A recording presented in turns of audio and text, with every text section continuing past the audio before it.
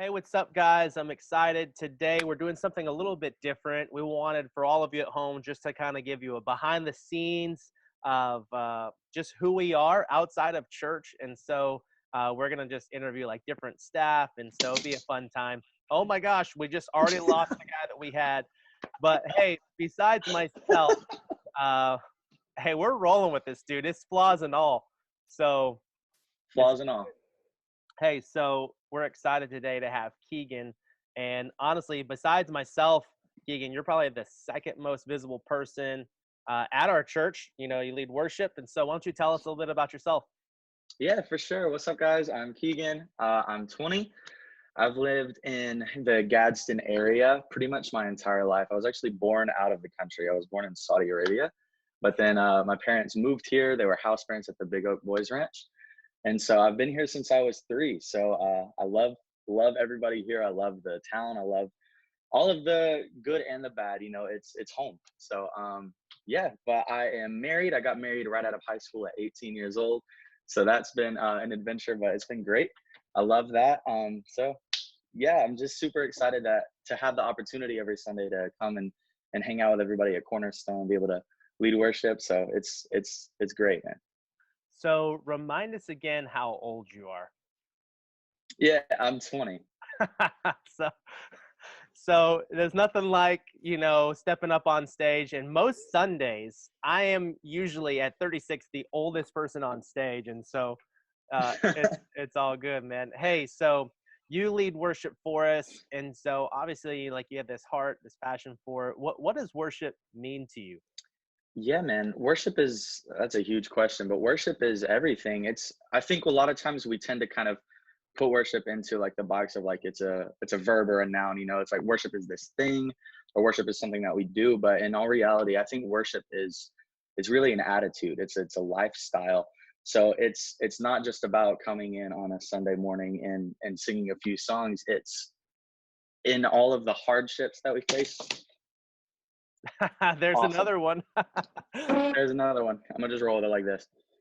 Keeps falling. Where was it? And all of the hardships that we face and everything in life. It's about continuing to seek God in those times, in the darkness, and just find His goodness despite whatever the pain is or the struggle is that's going on in our life. I think that's really good, man. Like, I think sometimes, especially in church, right? Like, so many people feel like worship is, oh, it's just the singing that we do. Yeah, But worship really in the life of like a follower of Jesus encompasses everything, like everything. When we give, when we serve, when we're singing, when we're praying, it's worship. It's a lifestyle. I love that, man. That's really good. Hey, so one thing, not only are you gifted vocally, but you're also like a gifted writer and you love to write music. Like, what do you love so much about writing songs? yeah. That's a loaded question too. Songwriting is an outlet for me, I guess, because like I'm a storyteller. Anybody that knows me and hangs out with me on a regular basis, they know that I really like to tell stories. I like to make people laugh, but I'm not an author. I'm not going to be the guy who's going to sit down and have the patience to write a book. But I am a musician, and so songwriting is really just an outlet for me to be able to kind of tell those stories, whether they're my story or not. So that's really all it is for me, is just a creative way to put these thoughts that I have into words and into a song, and then hopefully make it in a palatable way that somebody can understand what I'm saying start to finish in 3.5 minutes. So Yeah, that's about it for me. like if I write something, right? Like if I'm writing a message, I could speak it in 30 minutes. So I have a lot more time. You're trying to Right. tell this condensed story in a way that people want to hear in like 3.5 minutes. That's tough. Yeah, that's the hardest part about it probably, is like I'll have like an outline. A lot of times for me, it's like I'll watch like a movie and then I'll be like, oh, there's kind of a cool storyline. How could I tell that differently? And then it's like, all right, there's 2.5 hours worth of story there. How do I break that down into just the important moments that I can put into a song? And then, yeah, that's the most difficult part, I think. Other than that, it's a lot of fun being able to take the time, kind of put that to music, add a melody and some chords. It's a great time, man. So where can, like, so many of our people that go to Cornerstone, or even not, maybe like maybe some of them know you do music, not just worship music, but you love to just write music. Like where can someone actually go and say like, dude, like, hey, that's Keegan. I didn't know he wrote that, or I love listening to it. Like, where can they hear some of your music? Yeah, so actually right now I'm in the works. I'm trying to put together like a little 5-song EP to put like on Spotify, Apple Music, and everything like that. Other than that, I actually don't have any of my original music released. But right now, I'm kind of in crunch time trying to get that done because it's been announced now. I'm gonna be on season 2 of this show called Songland, and so I'm trying to kind of get that EP finished before the show airs, so that way I can, uh, when people look me up, there's actually something there to listen to. But other than that, I play some small shows around. I do like restaurants and I do a lot of weddings, stuff like that. But yeah. So yeah, dude, you got into something I was going to talk to about. I mean, obviously we're like super pumped, from Gadsden, Alabama, representing, right? And then especially, 256. yeah, and then being, the worship pastor at Cornerstone. It was cool, like to hear from the very beginning. You're telling me, like, dude, I think this shows. So, like, tell us, like, what is it like for people that don't know? Tell us what Songland is, right? And Yeah. I believe it's a show on NBC. It's the second Hmm. year it's coming out. It's starting to blow up a little bit in terms of like its popularity. So, like, give us a rundown. What's the show about? Yeah, for sure. So, like you said, it's a show on NBC. It's a show that's about songwriting. So, like a lot of these shows that happen, like The Voice, American Idol, they're more about like the singing side of things. Songland is more about like the songwriting process. So, basically, what happens is 4 artists will go in and they'll be pitching a song. So, one of their original songs to a guest recording artist. So, like on season 1, like John Legend was on, so basically they're looking for their next single that they're going to release. So 4 people come in, we pitch our songs, and then they pick 3 people to move on to go into the studio with a panel of producers. So there's Ryan Tedder, who's the frontman for One Republic. There's Esther Dean. She's a great top liner. She's written for like Rihanna, Nicki Minaj. And then there is Shane McAnally, who's like bigger in the country scene, writes a lot of stuff for like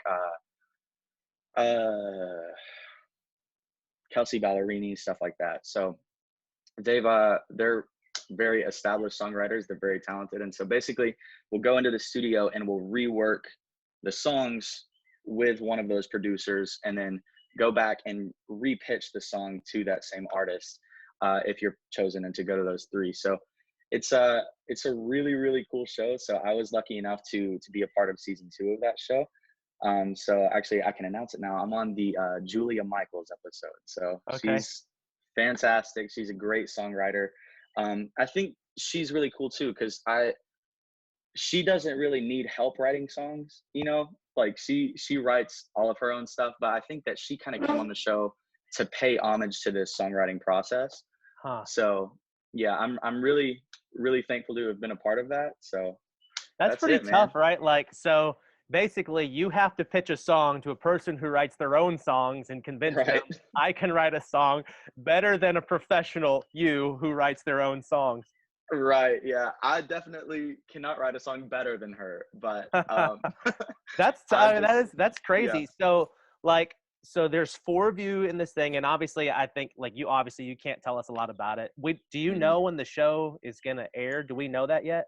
I don't know when my specific episode will air, but the season premieres on April 13th, so that's coming up pretty soon. I saw like that's Um, Lady Antebellum's week, right? I believe so. Yeah, Yeah. but I think that's Okay. the first episode. So, um, man, it's cool. It's really cool. So, like I said, I don't know when my specific episode is. It's like a 1 episode thing. Each episode has like a winner Yeah. whose Yeah. song gets picked to be recorded by the guest recording artist. So, man, it's just super cool. I'm beyond thankful to have been a part of it. What an amazing process. And so it's got to be a cool feeling too, like knowing like, hey, I feel like I have this talent, and then someone on the outside looking in says, hey, we think you have enough talent, so much so we want you to be on our TV show. Right. That's pretty cool. Yeah, it was very what's the word I'm looking for? It was very like affirmative, I guess. Like it was a lot of affirmation that came from that, because I've been writing for a long time and I haven't really done anything with any of the songs that I've written other than just play them at the shows that I'm playing. So to go from that to being on this national TV show, like is crazy, man. Like it's all God too. Like that's just the thing. It's just a God thing. The way that he worked everything out is phenomenal, man. So this is different than like American Idol, some of these other shows where you come back and do like a huge parade, right? Like there's none of Right. that kind of stuff where like you keep whittling down. You're just in this one episode and that's it. Yeah. That's Okay. it. Yeah. That's cool though, bro. I can't wait. You know, I know the Cornerstone family, you know, for myself personally, and then just our church, man. I know we're so just excited for you, cheering for you, man. Thanks, man. That's just awesome. You know, here we are, like we're at home when we're figuring out, we're doing church, we're doing all this stuff. Has there been something like a Bible verse or like something in your own personal devotions that has like been really meaningful to you personally during this time? Definitely. Yeah. So I started thinking about this yesterday. You know, we started talking about doing the Zoom call. And I was just thinking like verses that have meant a lot to me, but also something that I feel like everybody kind of needs to hear right now. So I looked up John 16:33 is just a great verse for anybody to hear right now. So it says, I've told you these things so that in me you may have peace. In this world you'll have trouble, but take heart, I have overcome the world. So I just think that's so important for us to hear that right now. It's just like, yeah, everything's going crazy. None of us know exactly what's going to happen, but in the end, like God's already overcome all of this. We've already won. You know, if we're on team Jesus, man, we've won. So like I think that that's just super important, and just that reassurance that we can have peace in him through these times. So that's been really really important to me, and I think something that everybody needs to remember. So God has overcome, man. I think it's just like the reminder, right? I think people need the reminder, hey, this is gonna be okay. Of all the things that have hit humanity time and time again, is this as catastrophic as a worldwide flood? No, right? But yeah, is it dangerous or all these things? Yes, but like our hope as a follower of Jesus is that God, he's already overcome, and we can definitely. put our faith and hope and trust in Jesus, and it's gonna be okay. No matter what happens, it's gonna be okay. Hey, Keegan, man, that's been awesome, bro. I appreciate you spending some time just chatting with us today and just really kicking us off and giving us a behind the scenes look. And we can't wait for that show to come on, man. We can't wait to cheer you on. Dude, I'm so excited, and I'm just beyond thankful for the Cornerstone family and everybody supporting me. There were a few weeks where I was out of church, and you guys were able to keep going on without skipping a beat. I love you guys so much, and I just can't wait to see what God's got in store for us. All right, see you, bro. See you, buddy.